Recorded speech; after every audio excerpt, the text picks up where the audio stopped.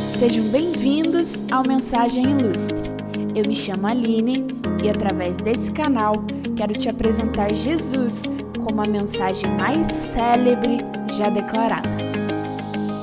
Cristo é a verdade, Cristo é a palavra, Cristo é a mensagem ilustre.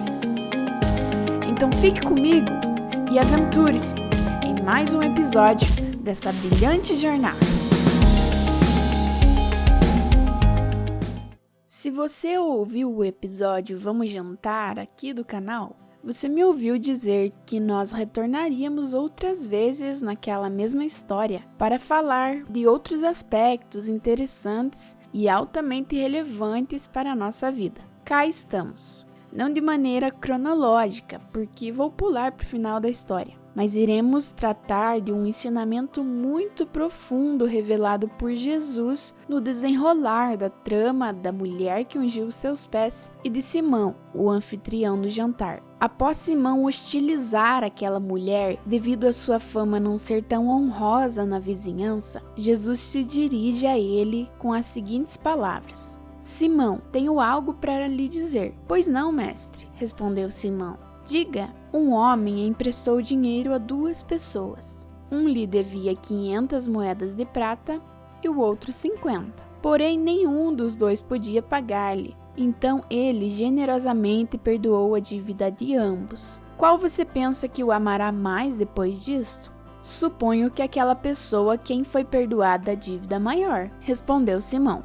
Você está certo, concordou Jesus. Então ele se voltou para a mulher e disse a Simão: Olhe, veja esta mulher ajoelhada aqui. Quando eu entrei na sua casa, você não se deu ao trabalho de me oferecer água para lavar a poeira dos pés. Porém, ela os lavou com as suas lágrimas e os enxugou com os seus cabelos. Você deixou de me dar o costumeiro beijo de saudação, porém, ela beijou meus pés diversas vezes desde a hora em que eu entrei aqui. Você se esqueceu da cortesia comum de colocar óleo em minha cabeça, porém, ela me cobriu os pés com um perfume raro. Portanto, os pecados dela, que são muitos, foram perdoados, pois ela me amou muito. Mas aquele a quem pouco foi perdoado, pouco ama. Isso está em Lucas capítulo 7, do versículo 40 ao 47.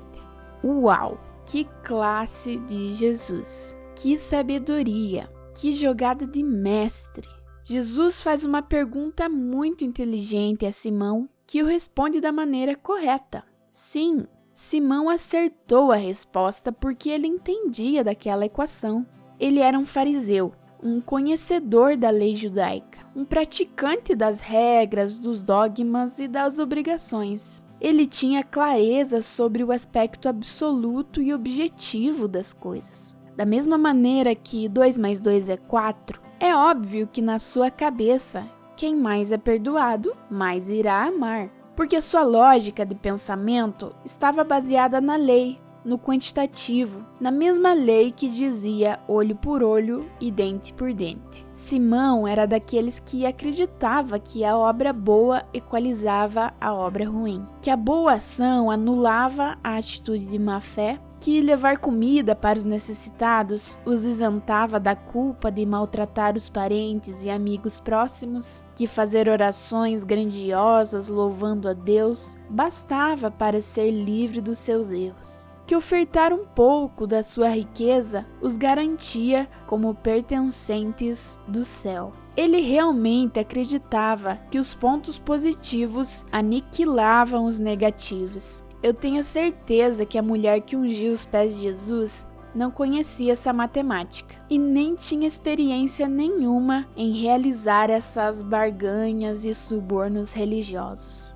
Mas talvez ela fosse boa em outra disciplina que Simão rejeitou, a história. Ela errou sim, fez coisas que não deveria. Até aquele momento, talvez não tinha sido, na escola da vida, uma aluna tão exemplar assim, mas nunca se esqueceu da história de que um dia o Salvador viria para resgatar aqueles que não foram supridos por equações legalistas, aqueles que foram rejeitados por uma matemática que não somava, mas apenas subtraía e dividia, aqueles que não se encaixaram nos padrões, que não tinham os privilégios das classes sociais abastadas, que não tinham eloquência nas suas palavras, que jamais teriam lugar nos palácios se Jesus não os tivesse concedido no seu reino. Jesus veio para aqueles que reconhecem que carecem da graça, que não se colocam em patamares elevados, alegando mérito daquilo que conquistaram pela força do seu próprio braço. Jesus dá voz para os pequeninos, para os corajosos que assumem seus erros, para os valentes que enfrentam a zombaria e a humilhação e se ajoelham aos pés clamando por cura, por restauração, por vida nova. É para esses que Jesus olha e fala, ainda que seja uma multidão de erros, ainda que todo mundo olhe e diga que não tem mais jeito, eu digo, vá em paz, porque a tua fé te salvou. Não as suas obras, mas pura e simplesmente a sua disponibilidade em acessar o coração de Jesus. A frase, quem pouco ama, pouco é perdoado, tem um certo tom de ironia, porque amor não pode ser mensurado e pecado não é quantificado. Quem ama, ama e quem peca, peca. De uma forma extremamente inteligente e sutil, Jesus está dizendo que não é sobre quantidade, e sim sobre o compromisso de não ser um devedor. Aqueles que verdadeiramente estão em Deus e acessaram a graça, possuem apreço pela justiça, que diz que é errado dever R$1, tanto quanto é errado dever R$1.000.000. Simão não se prostituía, por isso acreditava que ele devia pouco e a mulher devia muito. E além disso, ele achava que as suas obrigações religiosas quitavam toda a sua dívida. Ele achava que tinha crédito para pagar a sua dívida. Jesus queria que Simão entendesse que pouco importa o quanto devemos, quando na verdade a nossa consciência deveria reconhecer que de modo nenhum podemos pagar. Pouco importa o quantitativo quando não conseguimos olhar para as nossas mazelas interiores e compreender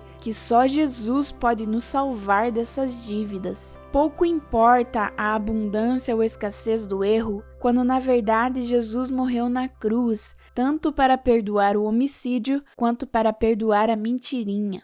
E Cristo faz Simão olhar para aquela mulher para mostrar a ele que em anos vivendo como um legalista religioso, ele não conseguiu alcançar a purificação, o relacionamento e a adoração que ela conquistou em um momento de talvez 5 minutos, movida pela compreensão da graça. A mesma graça que foi mais abundante que qualquer excesso de pecado, o favor imerecido, o perdão gratuito. Esse amor que chega a ser constrangedor, de tão forte e incondicional. O verdadeiro amor, o amor de Deus, não tem a ver com lógica, com equação, com trocas, com barganhas, com bajulações, com mérito. Não tem como amar pouco, porque amar é uma escolha de manifestar uma virtude que personifica a natureza do próprio Deus, que na sua essência é eterno. Ou seja, amor é atributo que carrega em si uma amplitude ilimitada. É por isso que em 1 Coríntios 13 fala que o amor tudo sofre, tudo crê, tudo espera e tudo suporta. O nosso amor sentimental, romântico e afetuoso não é capaz disso. Apenas o ágape tem essa capacidade. O amor que é atributo divino. Para ter acesso a esse amor, precisamos ter acesso ao coração de Jesus. E então podemos amar, porque Ele nos amou primeiro e transfere essa habilidade de valorizar alguém indiscriminadamente apenas por ser um ser humano digno de valor, não pelo que faz, não pelo que oferece e não pelo que possui. Amor de verdade transcende os parâmetros da mensuração. Amor de verdade não acaba, é uma escolha diária. Amor é um território onde não dá para definir barreiras. Quem escolhe amar, escolhe adentrar num espaço de possibilidades ilimitadas. Por isso, amor é o oposto do egoísmo, porque este em si é exercido em um território especificamente limitado pelas cercas do benefício próprio. Amor envolve vulnerabilidade, riscos, apostas, renúncias, não garantia de retribuição ou correspondência. Amor é doar sem querer nada em troca. Amor é graça. O amor é o próprio Deus. Por isso, Jesus disse que toda a lei, toda aquela lei que Simão prezava tanto, achando que seria suficiente para garantir a sua salvação, se resume em apenas 2 mandamentos: amar a Deus de todo o seu coração e ao seu próximo como a ti mesmo. Porque amar é muito mais nobre que qualquer outro comportamento. Sobre o amor, não dá para fingir, não dá para amar por obrigação, não dá para amar com peso no coração. Amor de verdade, não dá para fingir, porque ele não tem limites e ele vai contra toda a equação lógica. As pessoas podem fingir paixão, carinho, amizade, afeto, mas amor é impossível. Tem um filminho de adolescente onde o personagem diz o seguinte: a gente gosta porque, mas ama apesar de. O amor é isso, é a força que rompe as barreiras, que derruba as paredes, que sobrepõe as circunstâncias, que diz sim para o não. É a flor que nasce no deserto, a água que brota da terra seca. É a resposta branda no meio da fúria, é o abraço no meio da violência, é o perdão para o imperdoável. Ame livremente, mas para isso você precisa conhecer a fonte desse amor, Jesus. Ele quer te amar desse jeito excêntrico e exuberante. Faça como a mulher pecadora, se jogue aos seus pés. Ele vai te olhar dentro dos olhos e te oferecer abrigo. Seja amado e ame, mas sem tentar encaixá-lo na matemática. E se você ficou até aqui, eu vou deixar um link na descrição desse vídeo para que você possa clicar e assistir um vídeo que impactou a minha vida. No exato momento em que eu estava preparando essa mensagem, eu me deparei com um vídeo nas redes sociais que veio exatamente exemplificar de forma gritante tudo aquilo que eu estou falando aqui. De verdade, eu quero muito que você assista esse vídeo. Se você foi abençoado e edificado por essas palavras até aqui, eu tenho certeza que você vai ser muito mais abençoado se você clicar nesse link. Ele é a prova real do que significa o verdadeiro amor. Do que significa o amor que não tem nada a ver com matemática, que vai totalmente contra a lógica, contra aquilo que estamos acostumados, contra aquilo que cotidianamente nós fazemos. Então, por favor, assista esse vídeo que com certeza você vai entender porque eu tô dando tanta evidência para isso. Que Deus te abençoe. Ame!